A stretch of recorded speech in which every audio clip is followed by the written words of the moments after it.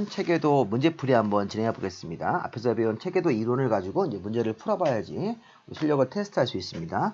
한 4문제 정도 받을 건데, 첫 번째 문제가 개발행위 중에서 원칙적으로 허가를 받지 않아도 되는 행위는, 허가를 안 받는 걸 찾는 거네요. 지금 도시계획사업은 허가 안 받는 행위가 공익사업에 들어가니까 허가 안 받는 거로 바로 1번이 답이 되겠네요. 허가를 받지 않아도 되는 거는 도시계획사업은 공익적인 행위니까 허가 안 받습니다. 건물의 건축은 원칙적으로 허가를 받아야 되는 행위, 결토성토, 정지, 포장 같은 것도 공유수면 매립도 형질 변경이기 때문에 허가를 받는 원칙입니다. 인공을 가하여 제작한 시설을 부리면 공작물에 설치이기 때문에 원칙적으로 허가를 받는 것, 녹지관리 자연환경에서 건축물 울타리 안쪽에 위치하지 아니하는 토지에다가 물건을 쌓아두는 것도 물건 쌓는 장소가 녹지관리 자연환경이니까 허가를 받는 원칙이죠. 2, 3, 4, 5번은 허가를 받아야 되는 원칙이고 1번은 허가를 안 받는 예외. 허가 안 받는 예외는 많이 있어요. 도시계획사업 공익, 또 농사짓는데 관련된 행위, 경작을 위한 형질 변경, 또 재복구를 위한 응급조치. 그 밖에 사이즈가 작은 것들은 허가 안 받는 것들이니까 앞에서 배운 내용들을 잘 생각해 보시기 바랍니다. 1번 정답은 1번이겠죠. 2번. 개발행위 허가에 관한 설명이다. 틀린 것은 허가받은 사항을 변경할 때도 변경허가인데 1번 지문처럼 허가받은 사업 면적을 5% 범위 안에서 확대하는 경우는 허가를 받아야 된다죠. 5% 범위 안에서 사업의 부지 면적을 축소하는 경우가 허가를 받지 않는다기 때문에 확대하는 경우는 허가를 받으셔야 돼요. 사업 기간의 단축, 사업의 부지 면적을 5% 내에서 축소하는 경우는 변경허가를 안 받는 사항이고 지금처럼 확대는 허가를 받으셔야 됩니다. 1번이 또 답이네요. 틀린 겁니다.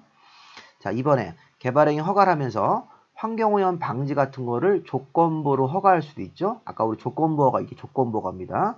기반시설의 설치, 위해 방지, 환경오염 방지, 경관, 조경 같은 게 있었으니까 이런 환경오염 방지를 선택해서 조건부허가 붙이고, 조건을 붙일 때는 허가 신청한 사람의 의견을 들어야 됩니다.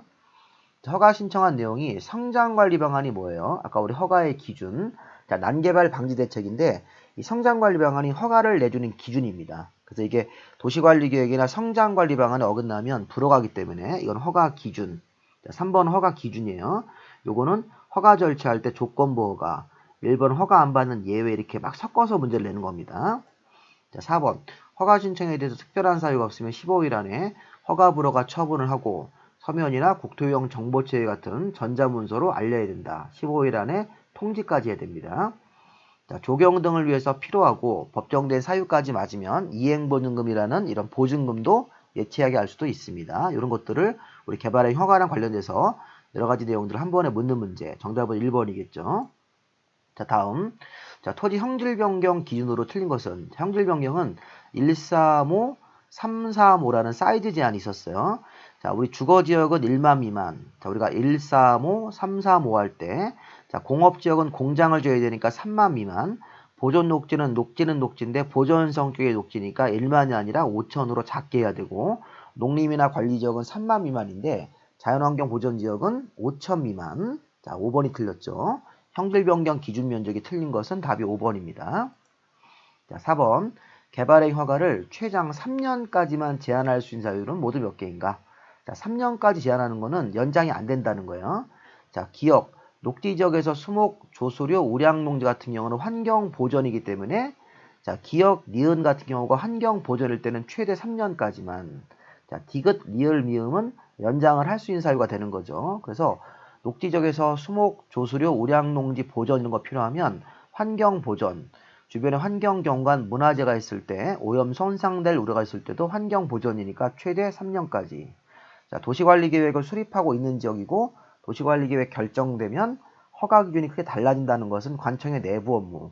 지구단위계획구역 지정되면 앞으로 지구단위계획을 만들어서 기반시설 공사를 들어갈 거니까 기반시설 끝날 때까지는 허가를 안 받아준다. 행정청의 내부 업무나 앞으로 기반시설 설치가 예상되는 지역들, 미음번도 마찬가지입니다. 이런 지역들은 허가를 최대 5년, 기역 니은은 최대 3년이니까 3년까지 제한하는 걸 고르면 2개겠죠. 기역 니은 2개. 답이 2번이 되겠습니다.